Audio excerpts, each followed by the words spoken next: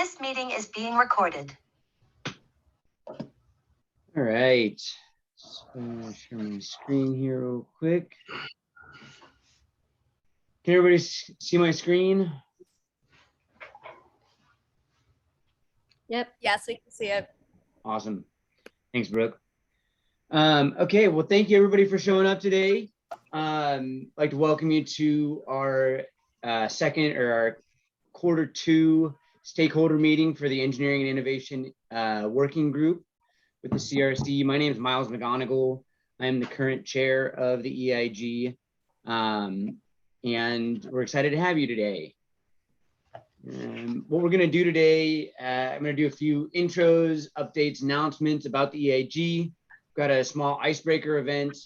We have a short presentation about the Horizons 2030 project, and then our main presentation from Ulrike from rrreefs or reefs. We will find out how to fully pronounce it here in a minute, and then just a little bit of time at the end for some questions and answers from anything that happened. So the vision of the EIG, and this is for those that are first time here, many of you have already seen this. So it's something that we just recently finalized in our updated community guidelines document, which I just put into the chat for anybody's reference. But the vision of our group is to facilitate innovation for coral reef restoration by acting as a bridge between coral restoration practitioners and industry. Because we recognize that there is a lack of those opportunities to interact in general, and just a lack of ways to get connected with the people that you could collaborate with.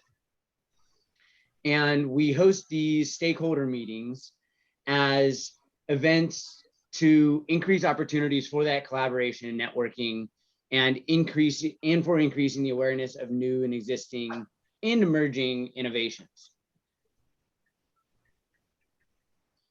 One of those innovations that is a product that the EIG has been developing. We've been saying this for a while now, but it is hoped to go live by the end of the month.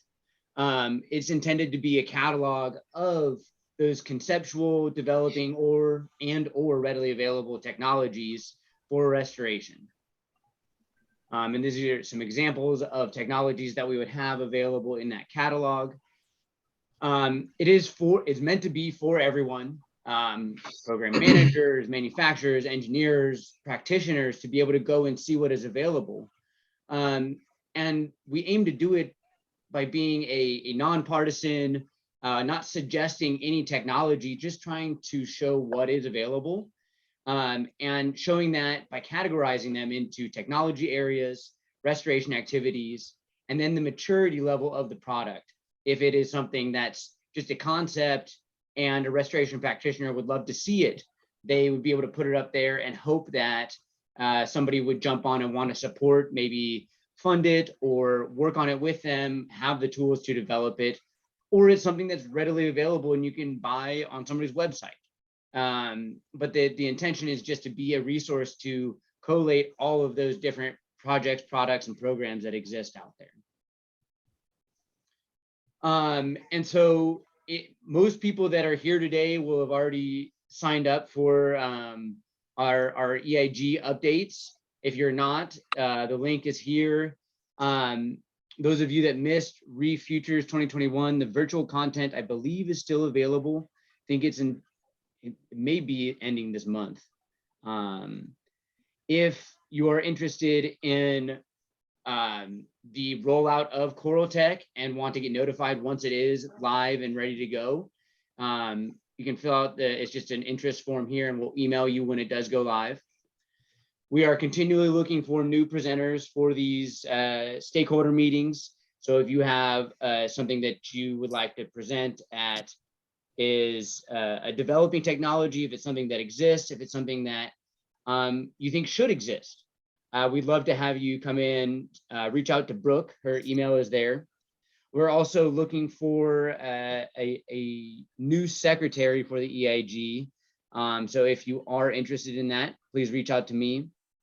And lastly, this September is the Refutures Conference. It's taking place in Key Largo, Florida this year, but the EIG is helping to coordinate an in-water propagation showcase. So that is for people that are attending, showcasing technologies that are existing that people use on a regular basis. So if it is something you're interested in participating in, you can reach out to Brooke. Her email is there as well. And so now we want to do just a quick activity. We're looking, I've just sent out a link for everybody to jump into. It is, if you were here at our last meeting, it's one of these mural boards. And what we would like to do is have everybody jump in here. You can create a sticky note up here, choose which sticky note you want, you put it in, and we have listed here the things that we'd like you to include in there, your name, organization, job title.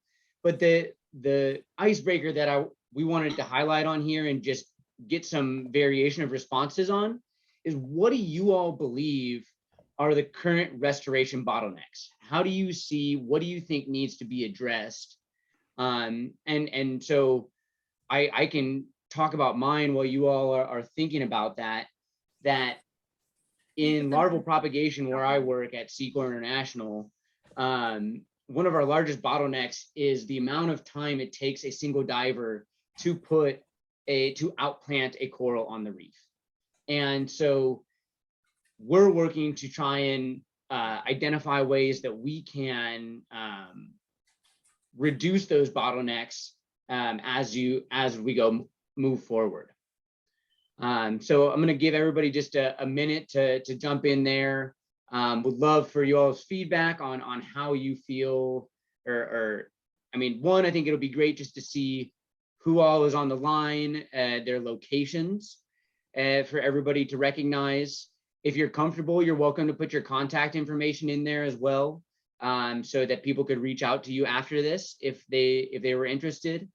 And then just having an idea of those bottlenecks that each individual sees. I know everybody has a little bit of a different opinion on this topic.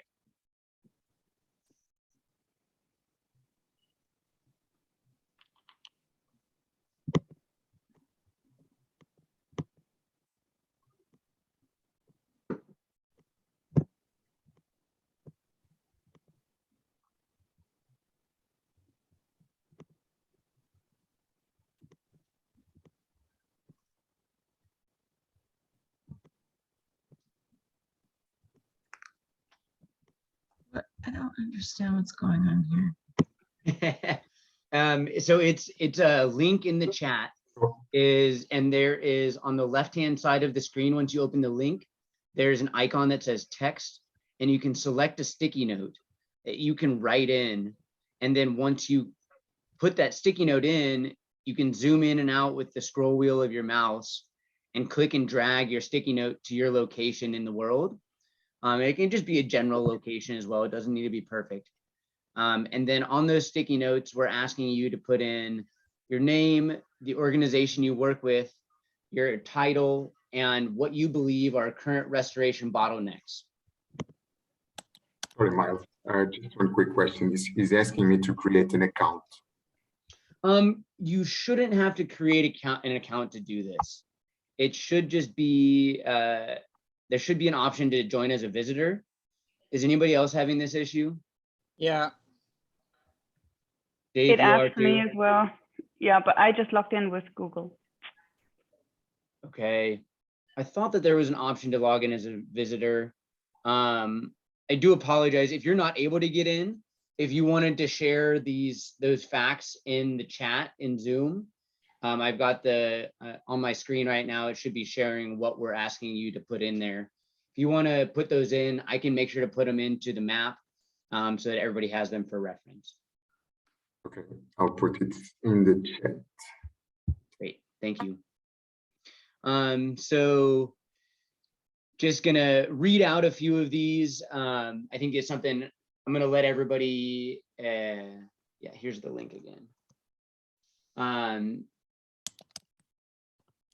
gonna read out a few of these. Wanting to do this more of just kind of an icebreaker and recognizing some of these different things. And then we're going to move on to some of our presentations. There's that link again for everybody. So Nadav has upscaling and moving from single sites to large scale. I think that that's absolutely, especially when considering some of the techniques that we use, we're pretty good at them at a small scale application or a single site application. But what happens when we're trying to do this in a lot of different locations at once? Nick from, looks like maybe, University of Minnesota, scaling cryopreservation protocol. That's something I don't know very much about. I have started to learn a little bit more about, but thank you for sharing that, Nick. Stacy's still writing. Let's see, Brooke. Funding and mapping, we'll get to her when she's fully filled that in. From Ulrike, we have time. Most solutions just require too much work. We really need scalable models and financing options. Climate action, funding to scale, noticing a bit of a trend there. Mapping quickly at large scales. Read this one off and then we'll go ahead and move forward. Few corals will stop 97% of wave energy, and beaches will magically return to their false belief that outplanting a few corals will stop 97% of wave energy. Nice, I like that. Yeah, just getting a few corals out there will make all the difference. We really have to recognize everything that we need to do. Bernardo's got permits to do in restoration, integrated projects to reduce environmental aggressors, legal access to sites and ability to keep tourists out. These are all great. Thank you everyone for sharing. Do appreciate that. Going to go ahead and move forward we're going to have a quick presentation from Nadav. Is going to tell us about the Horizon 2030 Coastal Restoration Project that he wanted to give some reference to. Nadav, can you unmute yourself? Are you there? I'm here. Can I share screen? Sure. Great, thanks. So yeah, okay. Yep, there we are.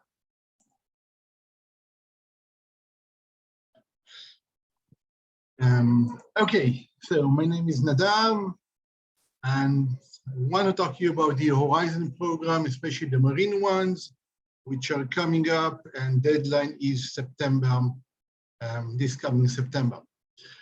Basically, it comes from the mission, which is to restore oceans and seas and waters 2030, European mission, which was defined by what's called the Starfish report. Something towards checking into it, but it's not really that important at this point. Overall, there are 3 elements on this overall thinking and mission. One is protect and restore marine and freshwater ecosystems. Sorry. Okay, so here she is. And then, oh, there she is. Okay. The other one is to prevent and eliminate pollution, and the one is the blue economy and carbon neutral and circular economics. And we are going to talk today about, we are going to focus on the protect and restore marine freshwater ecosystems. And specifically, what I want to talk about is the call for action.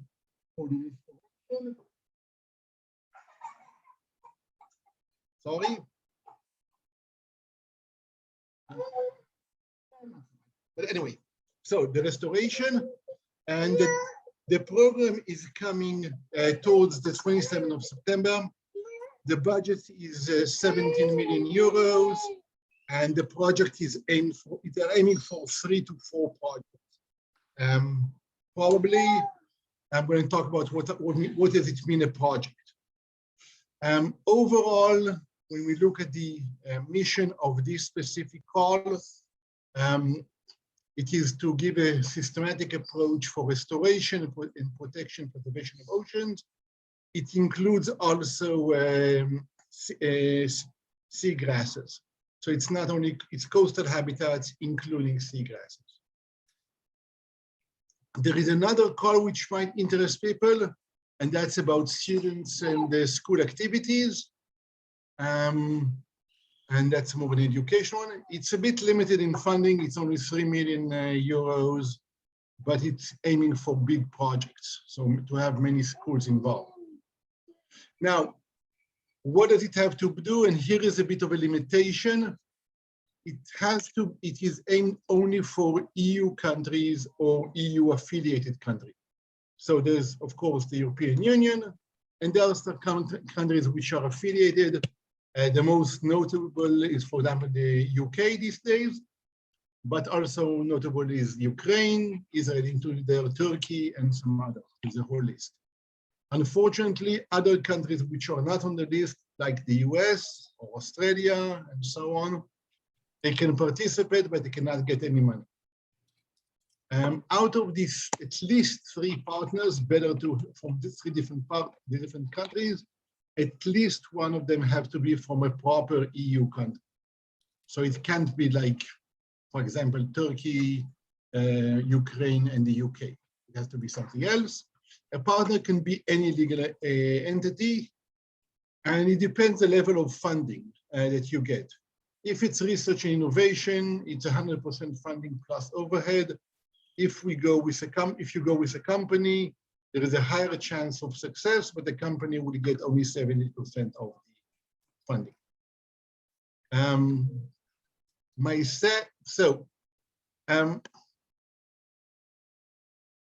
This stage, what's going on, everybody is doing that, is reaching out for different groups to create such a consortium.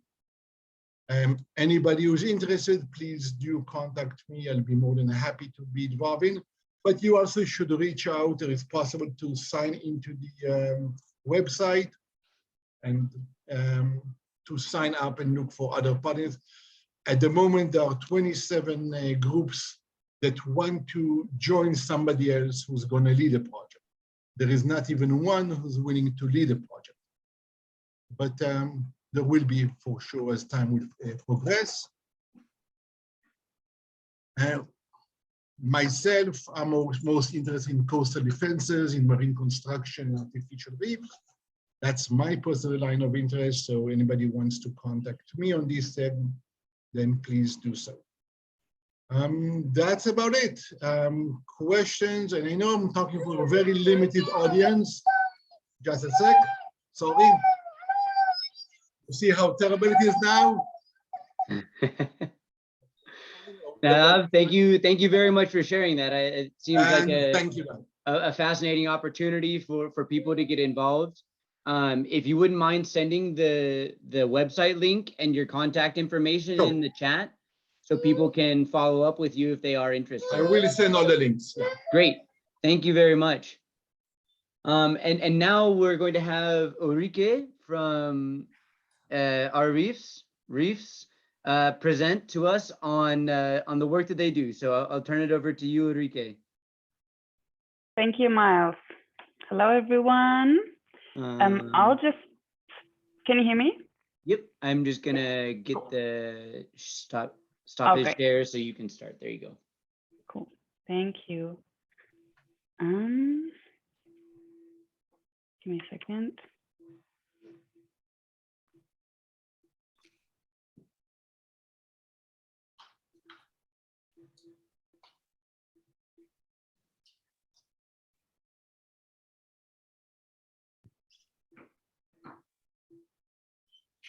Okay, now you should see the presentation. First of all, thanks a lot. Yes, thanks Miles and Brooke for inviting us to speak here. It's a really exciting opportunity. And I brought one of my co-founders, Hanna, as well. She's here. And it's been nice to see some familiar faces and hear some familiar names in the chat as well. So really a pleasure to be here. Yes, reefs. We have started this project in 2019, and I'm excited to tell you what it's all about. But first, maybe just a few facts about myself. I'm Ulrike from Germany originally. I now live in Switzerland, where Reefs is also situated. There's no ocean in Switzerland and no corals, but a great university, or a couple of great universities, and some good tech. I'm originally a microbial oceanographer and marine geneticist by training. I did my PhD in Freiburg, Germany, and then moved for my postdoc to ETH Zurich with Roman Stocker in environmental engineering, where I stayed for 4 years before I founded Reefs, and we're now full-time in Reefs as 3 co-founders. This is Marie, who is not here today. She's an underwater artist originally and has been working on, let's say, clay art for coral reefs for quite a while. Some of you may know her. She spent some time at KAUST and also in San Francisco.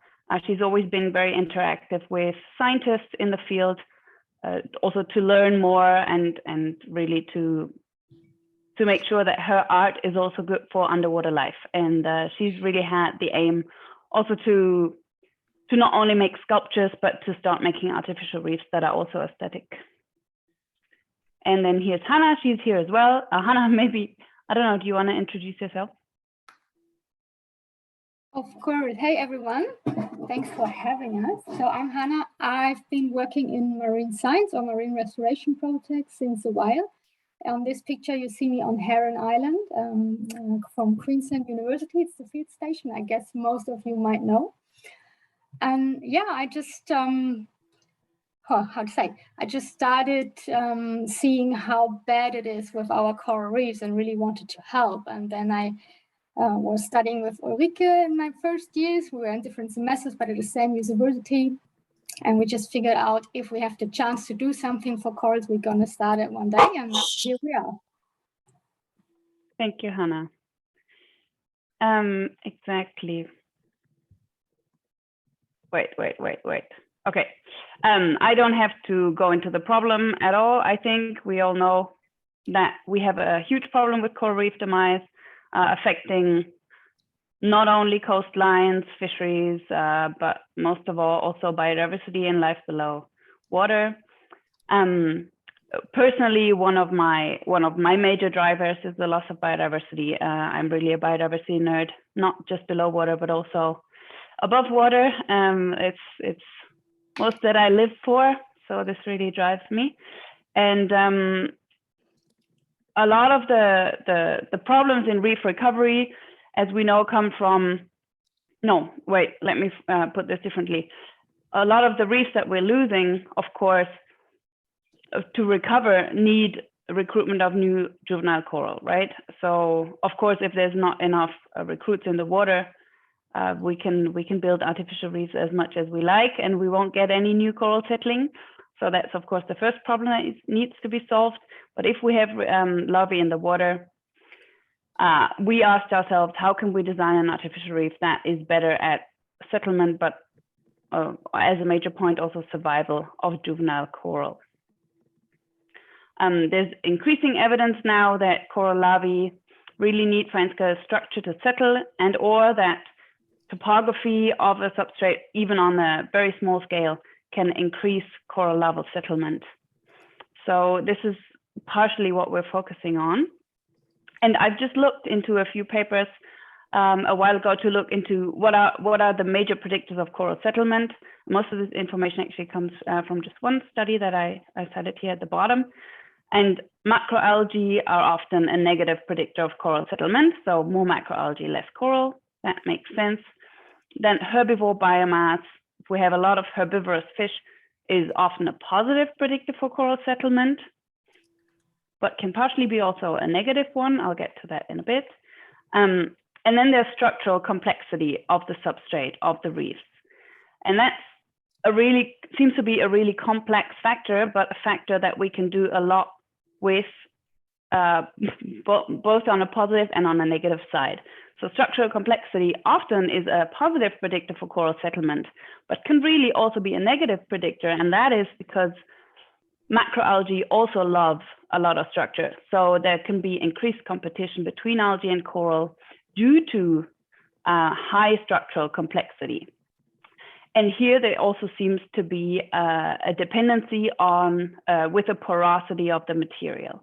So structural complexity and porosity, there's an interplay of these two factors that then kind of predict whether we'll get more or less coral settlement.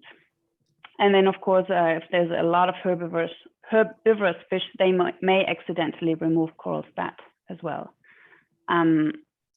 Structural complexity again has a double effect by also increasing herbivore biomass, which then can eat away and keep macroalgae low and thus increase coral survival. Sand and rubble is usually a negative predictor. So with this kind of complex picture, we are focusing really with reefs on the structural complexity part because we believe that there's a lot that we can do by really investigating and playing with structural complexity for artificial reefs. So we try to rebuild complex reef structure with a modular clay system. And I brought a quick video. This is our first prototype that we're currently using. It's 3D printed with a pure terracotta clay, which is fired at about 900 to 1000 degrees Celsius. It's modular with small modules, so we can build a variety of different shapes, kind of infinite number. And we're focused especially on the surface patterns of these bricks to see, can we vary those to really increase coral settlement and survival? The design of the bricks itself is really thought at being resource efficient. So one brick only weighs about 2 to 3 kilos and creates, and it's important, I think, a lot of hollow space. So most of what we build with this modular system is space. So we use little material for a high volume and a high surface. We've built our first reef in September 2021 together with Fano Montoya and Coral Restoration in Colombia, in front of the island San Andres that some of you may know. It's actually closer to Nicaragua than to Colombia. And this reef consists of 230 of our modules with 5 different surface patterns that we're investigating here for their effectiveness on coral recruitment.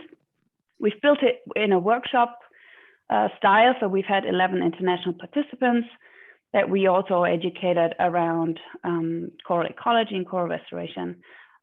Coral Restoration was a very, very major and important partner here and still is, and they're also helping us with the monitoring, as is Corallina, which is the local environmental authority. This project has won some awards that we were very proud about, especially also a design award, which is cool because Marie's vision really also is that this is aesthetic and as such can also raise awareness in a different group of people that may not really be interested otherwise in coral reefs. But most importantly, it's an experimental reef. So really this first reef that we've built is there to give us a lot of data over the next years and allow us to improve this system further. And I've just brought a few videos that we get from the local dive schools every now and then. This is after about 3 months. I'll tell you a little bit more about what we measure in a bit. But here you can see, and this is after half a year. I just cut this together, this after half a year.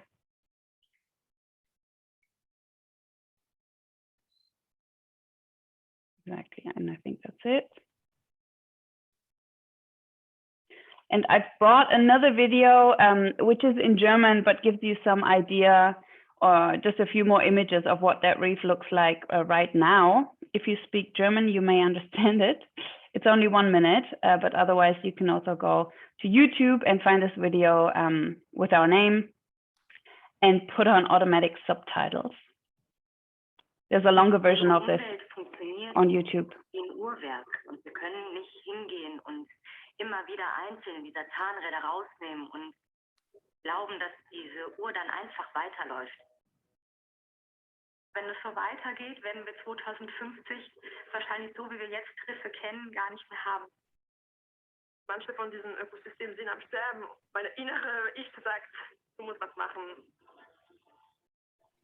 Wir müssen jetzt einfach anfangen, die Zahnräder wieder einzusetzen und dafür zu sorgen, dass die noch da sind und erhalten bleiben. Wir sind Reef und wir bauen aus 3D-gedruckten Tonelementen Korallenriffe wieder auf, um Korallen und anderen Riffbewohnern ein neues Zuhause zu geben. Wenn wir uns sicher sind, dass das Riffsystem so funktioniert, wie wir uns das vorstellen, dann heißt es wirklich richtig schnell größer werden. Wir müssen einfach kilometerlange Riffe wieder aufbauen können. Okay, that was the little video. There's an 8-minute version on YouTube. Sorry. Okay. And so what we're doing with this reef at the moment is that every 6 months, we're taking a lot of data. Every 3 months, we're currently only looking at fish diversity. Fish diversity is being monitored by our local partners with a method that they use a lot in the Caribbean. And then we're doing environmental DNA metabarcoding every 6 months to really get a good look into the biodiversity. Here we're looking, or we're targeting both fish and also with a general eukaryote primer, we're looking at all sorts of invertebrates as well. For our first test, I mean, environmental DNA, really, for those of you who don't know it, we filter, in this case, we filtered a lot of water. You can see me here filtering water with an underwater pump that we took from ETH. We filtered about 35 liters of water per sample, so per replicate, which probably is too much and we might not need that much, but for now we just wanted to be sure. We filter the water from all sorts of different cavities and crevices inside the artificial reef, and we try to do the same or a similar approach on the natural reef as well for comparison. And then we filter as a baseline also just about 60 centimeters above sand. But what's critical about this analysis is that this is the first time that we're doing this with fish and invertebrates on an artificial reef. So we don't know yet how well the samples will be separated. Previous research has shown that the DNA signal is quite localized. And here, this artificial reef that we've built, the locals call it El Castillo, so I'll be referring to it as El Castillo, is only about 10 meters away from the start of a natural reef patch. This natural reef patch is surrounded by sand, and we're here on this sand, on this sandy patch. So the first analysis here is really to see, can we get distinct signals at all? And unfortunately, due to Nagoya Protocol, these samples are still in Colombia, and it'll be a while until we have the sequences. I'm guessing about 3 months from now. I hope I'll have them ready for Reef Futures so that we can talk about some real data here. I have some data for fish, though. They're preliminary. The first counts were done in December when the reef has been in the water for 3 months. And then another count was done in March when the reef has been in the water for 6 months. And here you just see the relative abundance of fish. And to explain this variation that you see in the first part of the graph here at Castillo, that's the artificial reef, then you have the natural reef in the middle and over sand on the right side. And on El Castillo, we have a quite large variation, and we actually have to change the sampling scheme a little bit here, because what we do is we count fish in a 7-meter diameter cylinder that goes from the bottom to the top. And we count for 5 minutes, and then plus 10 minutes to specify some of the counts. And for our reef, which is only about 3.5 by 4.5 meters in area, obviously only one cylinder fits there. So we count it from all 4 cardinal directions. And that's where this high variation comes from. We see a lot more fish on the south and on the west than in the north and the east. Always way less in the north, and from counting from the east, sometimes that varies, the numbers of fish vary. But it's probably due to the light and due to the food availability. So what we'll do for the next count is really to have those counting from 4 directions and averaging that and making that one replicate and then doing that 3 times. Right now, we treated each of the directions as a replicate, which is probably not quite right. Preliminary data here as well, just calculating some of the alpha diversity indices. You can see that we're moving in terms of fish diversity towards what we measure on the natural reef as well. The data is quite robust through the season here, with some changes obviously, but again, a high variability on the Castillo. And the data over sand are a bit too rare. So actually I'll change the reporting here because sometimes we only have 3 counts or so over sand. But you can see that it seems to be working quite well in terms of fish diversity. So we were quite happy about this data. Then of course, we're looking at coral growth, and what we did with this first experimental reef is that on one half of the reef, we have planted some fragments, 2 different types. So one experiment was that we attached microfrags of 3 different species onto the intersections of 2 bricks to see if they can grow the bricks together and thus stabilize the reef in addition. That was not so successful, both probably due to, we did this together with some students and a lot of the fragments fell off after a while, so there was something wrong with the epoxy. But a lot of the fragments didn't survive, but those that did grew well. And you can see here one example where it grew nicely over the intersection of the brick. Another story was fragments of Stakeholder and elkhorn coral that we cemented into the bricks, into individual bricks where we had a good survival and a really nice growth. Also really nicely growing over the substrate and kind of taking over that substrate. Yes, so far in San Andres, what we can already say, although a lot of the data isn't analyzed yet, is we count about 37 species in 5 minutes on the south side of our reef. In total so far, in total during one fish count, we usually count about 50 species or more than 50 species, depending on the season. We've had good growth of the survival, although I don't know a number yet because the analysis isn't done yet. Between 50 and 100% of growth of the fragments that survived and about 80% survival, excluding the microfrags. And the 2 major dive schools on the island are educating their guests about the reef, and they're going there regularly, which also is an important part of our work to increase local awareness. So really it's about, for us, it's about recreating this 3-dimensional complexity of a reef that we lose a lot of when a reef has gone through a major bleaching event, but of course, even more so when a reef is directly destroyed, be it through dynamite fishing, dredging, or you name it. And the approach there is really to use a modular system with reasonably small modules so that we can create a wealth of different shapes that we can adapt to local topography, and also through the design of the overall shape, really create diverse habitat. Because that diversity in habitat is really important to also get a diversity of species from kind of the very beginning of each project. It's important to generate structural complexity on multiple scales. So this is the large scale, but then, oh, I'm sorry, my screen froze. This sometimes happens. And now I'm too far in my slides because I didn't see it. Give me a second. Okay. Okay, so this is on the large scale.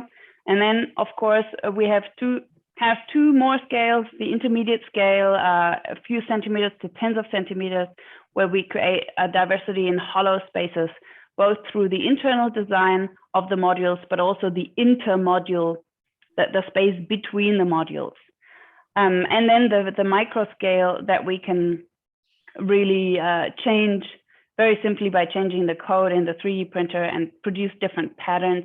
And then we even have the 3D printing resolution, which may actually be in some cases enough to facilitate coral settlement. And because we couldn't measure coral settlement on the reef in Colombia yet, because we were a little bit delayed in building it, so we missed the spawning, which started about now or a few weeks ago.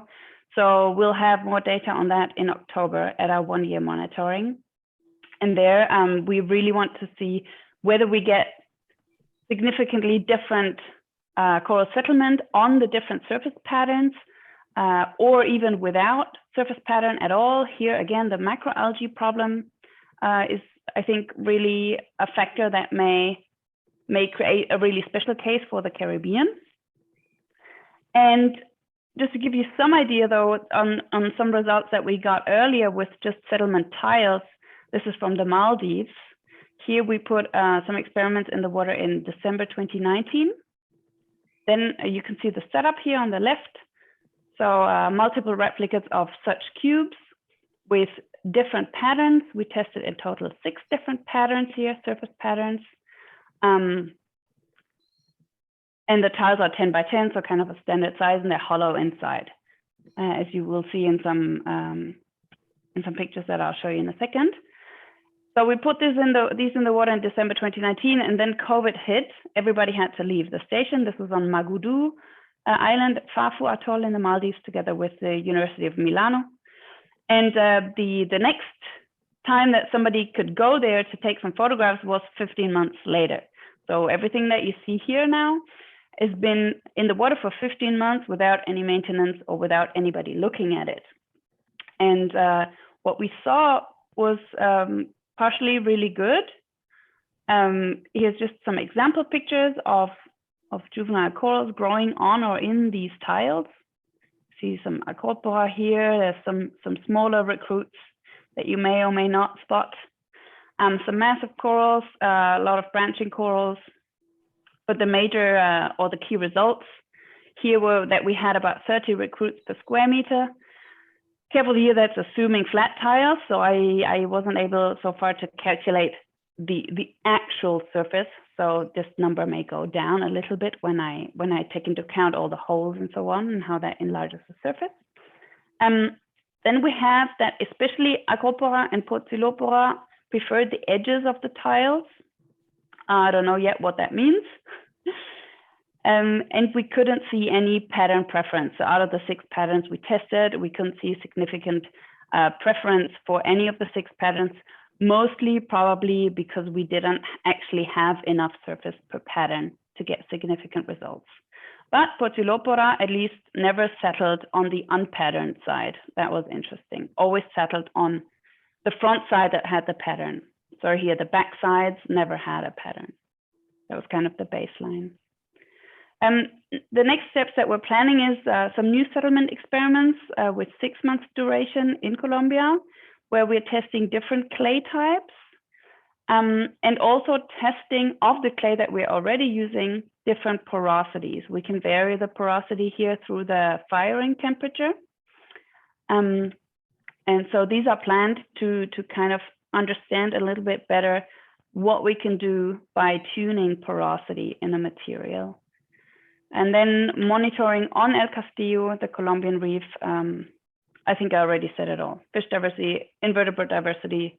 Also, we are looking, of course, at fish community and functional groups within the fish community. And then at coral recruitment and survival and the effect of surface patterns. And then, of course, erosion or growth of the whole structure. So is anything happening to the clay? Does it get, brittle? Do we lose bricks? So far, it's looking good. So after 6 months, we didn't have major erosion, just a few chips here and there. But also, I'd be interested, for example, do parrotfish grind away on the clay as well? Does anybody know? I'm eager really to hear your experiences. And this is the team. You've seen Hanna and me and Marie in the movie. Then there's Josie and Hanna, Josie will join us full-time in September, and Hanna is actually just heading at the moment heading the German NGO. So we are a Swiss startup and a German NGO.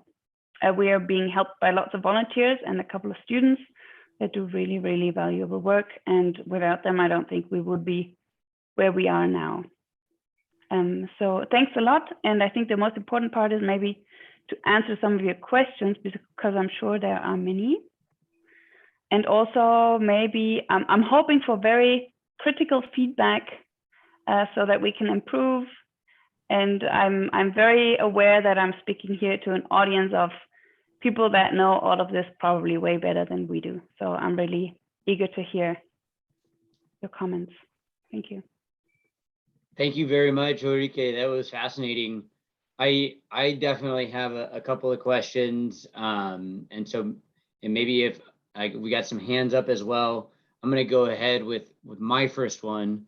With that El Castillo reef that you've outplanted, are those bricks just laid onto the sand, or are they attached? Is the structure fixed to the ocean floor? Yes, good point. Thank you, Miles. It's fixed to the ocean floor through a thin concrete foundation. So we've hand poured into a custom-made mold, about 8 centimeters of concrete in 13 pieces, because we wanted everything to be still handleable by divers. So each piece is not weighing more than 100 kilos. And those are puzzled together at the site. And we have vertical rebar sticking out from that foundation on which the bricks are kind of just put on that secures them vertically as well. And then there's a screw at the top that kind of screws all the bricks together vertically. Please do see this as a prototype thing. So we're really aiming, and here also if you have ideas, we're aiming at getting rid of the rebar. This was more a security, so this is also stable without the rebar, but for the first reef, we didn't want to we didn't really want to risk losing this before we got enough data. So we put the rebar as well. And for the concrete foundation, I think there the main aim is to make it more efficient in building, because making that really was a lot of manual work. Yeah. Yeah, absolutely. And of course, we might see problems because it's a flat foundation that just sits on the sand for this, in this case. If we have kind of differential flows or a flow coming from one direction, that might actually undermine or take away the sand on one side more than on the other, and we might get problems with the statics of this reef. So it would be nice to have something that doesn't have a flat foundation. Well, yeah, and so you always plan to put these out in like a flat area, like a sandy area, or on a rubble-based reef? Like that would be a lot more challenging. Either way, that's pretty fascinating. Thank you very much. Stacy, I saw your hand go up first.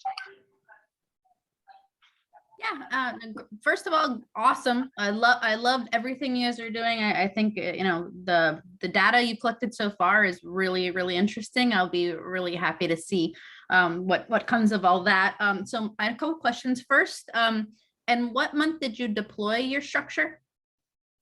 End of September. Okay. And then you said the data that we're seeing, the preliminary data is 6 months after deployment? Fish counts were done after 3 and after 6 months. Okay. And the preliminary coral data is from 6 months, exactly. We're doing photo mosaics every 6 months. Amazing. Okay. And then about how far from the natural reef is your deployment? So there's a reef, it's within, so San Andres has a barrier reef. That's a bit further out, a few kilometers. And we're inside the barrier reef lagoon, but kind of between, very close to a smaller reef patch called La Pirámide. This patch is about, I don't know, Hanna, what would you say, about 50, it's roughly around 50 meters across or so, this patch. And we are only about 10 meters from this patch on the sand. Okay, and I know you said you currently are pouring the foundation. With like storm events, forgive me, I'm not familiar exactly where the location is of your current deployment, but like seasonal storms and hurricanes, etc. So this one deliberately we put quite deep at 8-meter steps, San Andres, the island of San Andres first wanted us to put it a way shallower at 3 meters, but we don't think it's stable enough yet. So at 8 meters, we're quite confident that it's, I mean, of course, a strong hurricane like Iota that hit the island 3 years ago, I'm not sure it would withstand. But we have strong currents at the side, and they are not harming the ship. Sorry, I can't hear you now.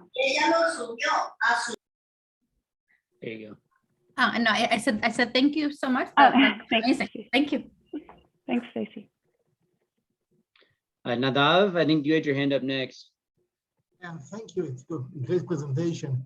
I was wondering about when you're using clay, do you have any problem of chipping and friction? So the pieces fall apart? Friction, in what way? In a way that one unit moves over the other and usually and gradually chips it away. Or... Grinds it down. Okay. So after 6 months, we haven't seen anything like that in the water. Generally, of course, during transport, for example, sometimes we lose smaller details that break off due to the porosity. There is this problem in general. In the next iteration of this brick that we're currently developing, we hope to make the whole thing more sturdy as well, so increasing the size and the thickness of the walls of one module. But yeah, so far we haven't had major erosion problems of the material itself. Also, mainly because underwater, the bricks really don't move anymore. Hey, thank you. Thanks a lot. Welcome. Shelby? Yeah, thank you, Miles. I had kind of a similar question as Nadav, but more on the structural strength side of things. Have you guys done any kind of pressure testing, or what kind of pressure can this material withstand over time? And then if you haven't, are you going to be looking into that kind of material mix side of things to reinforce some of the block designs? I think that's a really great point, and we weren't able to do any pressure tests yet, although in theory here at ETH there is a capacity, and I think for the redeveloped brick, so in a few months we will regularly test that new brick, because I think, as you said, it's really important, both from multiple sides. So what pressure can it withstand from the top and say from the side, but also just the pure material itself. Okay, great. And then in terms of, you guys haven't noticed any kind of movement or scoring on the structures? I know you said you had the flatter base. Has there been any kind of scoring at the base of it, or have you seen any shifts in the whole structure itself? We haven't seen any shifts. We've seen damselfish trying to make nests below the base. So they're trying to get rid of the sand. So, I mean, there's certainly kind of burrowing going on underneath the concrete base, which is maybe not that good for the stability. But other than that, really in April, we haven't seen any scoring or any deterioration. Let's see what it looks like, you know, in September, October after 1 year. I've seen on one video that one brick seems to be at an angle that I haven't seen before, but I can't see the reason. And we haven't been there in the last month, so I don't know what happened there. And to follow that up really quickly, and the reason why I asked you is we work with a variety, we build artificial reefs in Florida and have several deployments, which depending on the area and the depth of the sediment, we've seen some shifts, typically about like a year, 6 months to a year in, where we'll get a depression or some scoring, but they haven't moved. It's just, you'll see a dip in the sediment. So they're still stable, but I was just curious, but perhaps that's also depending on the sedimentation depth. Do you happen to know how much sediment are underneath your structures, or if it's hard bottom? Good point. No, actually, I don't know, but I'll ask Fanor. Maybe he knows, or somebody can quickly measure it. For the future, it would be very nice to find a way of attaching this to the bottom that doesn't include any kind of flat base at all, but, you know, rather maybe point fix. I'm missing the English language here. But let's say we have big base bricks that we fix individually through screws into the bedrock, for example. Something like that may be nice also to be able to accommodate areas that are not flat. Yes, awesome. Thank you so much. Thank you, Shelby. Thanks, Shelby. Colleen? Hi, thank you so much, Ulrike. It's awesome to finally see this and hear more about your work. I have a quick question about sedimentation and the orientation of the way the bricks are. So vertical, if you have been measuring, like, do you have a problem with sand filling that up? And with regards to the macroalgae, the cleaning aspect, I understand wanting all the spaces, but how is it going with the algae competing in those internal vertical openings? Does that make sense? Okay. Yeah. I'm just trying to. So question one would be algae inside the spaces of the brick. And sedimentation as well, sort of inside. Fano is there, and he just writes, current locations within the Barrier Lagoon. Yes, we know that it's protected from being damaged by hurricane. Okay, Fano, and do you know about how much sediment is under the reef by any chance? How deep the sediment is before we hit the rock? Oh no, that's not quite the question. No, sorry. I just spoke because Fano just wrote something in the chat. To your question, okay.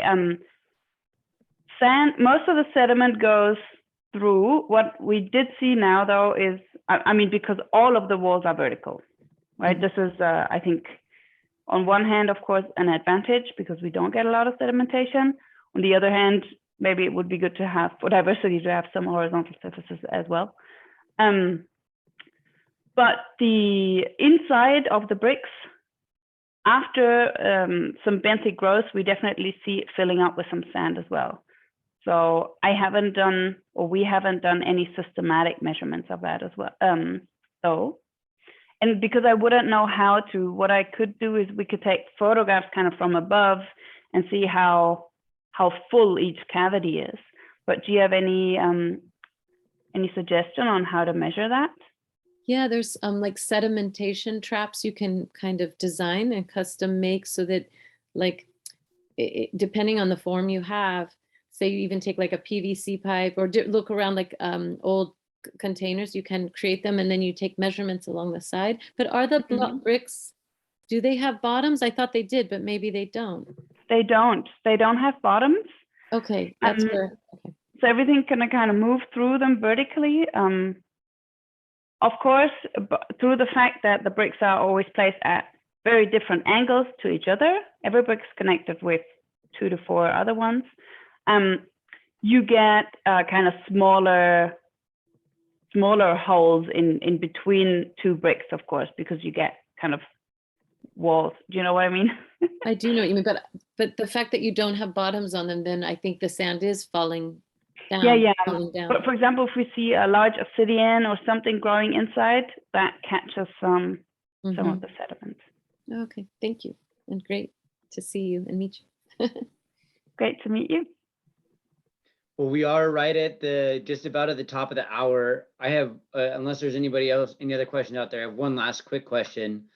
For the Maldives experiment that you showed for the larval settlement, was that entirely reliant on just natural settlement, or did you direct larvae or embryos at those tiles themselves, or that's just picking up in the water column from naturally occurring propagation? Yeah, no, that was really just picking up natural larvae from the water column. They were placed at about 8 meters depth, elevated from the ground a little bit, but also 2 of those frames were placed very close to a nursery. Right. So although I think those nurseries were not mature enough to spawn, so I don't think they spawned, but we did see higher recruitment closer to the nursery. Fascinating. Awesome. Well, if you wouldn't mind just dropping your contact information into the chat for everyone real quick. Of course. I absolutely, I'd love to hear from you. Thank you so much, Ulrike, for the presentation. I learned a lot today and look forward to seeing you at Refutures. And be sure to contact Brooke about that showcase that I had mentioned, if because that would be a great opportunity just to actually, if you could bring some of your bricks, like to be able to showcase them for people to see and ask questions about, that'd be fantastic. Oh yeah, of course. But thank you all. We'll be sending out the recording of this presentation, and we really appreciate everybody joining. Again, we'll see you at our next quarterly meeting. We'll be sending out an invite and everything in the months to come. Thank you all, and we'll talk to you soon. Thank you all. Thank you. See you next time. Bye. Thank you.